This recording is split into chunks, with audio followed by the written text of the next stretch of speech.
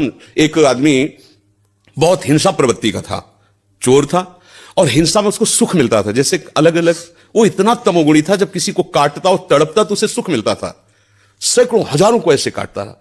एक दिन एक महात्मा उसकी मार्ग से जा रहे थे, मिल गए। उसने उनको भी वैसे ही प्रताड़ित करना चाहा।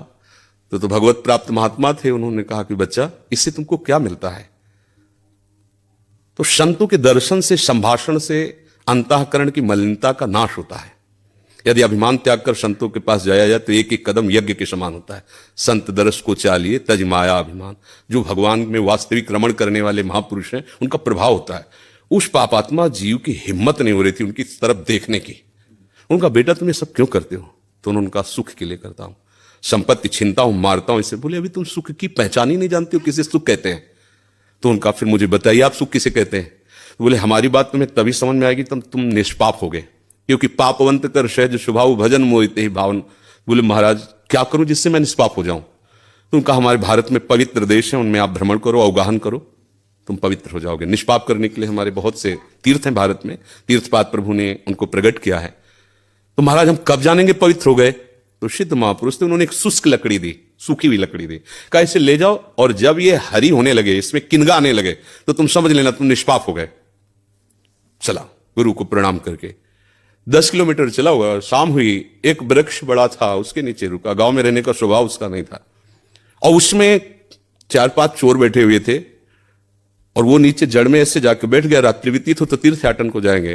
वो ऊपर प्लान बना रहे थे कि इन गांव वालों ने मुझे बहुत सताया है, आज रात्रि में 12 बजे चारों तरफ से आग लगा देंगे और अस्त्र शस्त्र ले जो भागेगा मारेंगे, पूरे गांव को आज नष्ट करेंगे।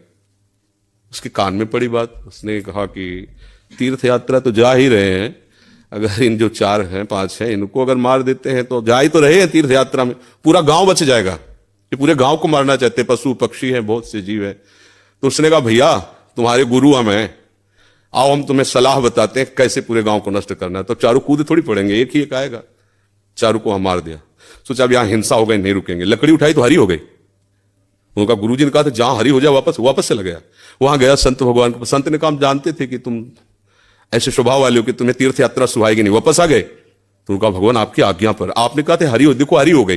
बोले कौन से तीर्थ में? बोले तीर्थ लेके आ, 4 को और मार दिया है।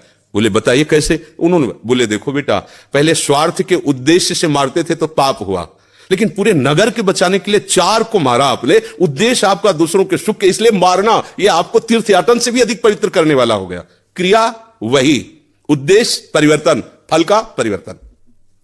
यदि हम सब अपने धर्म से चले, अपने कर्तव्य को भगवान की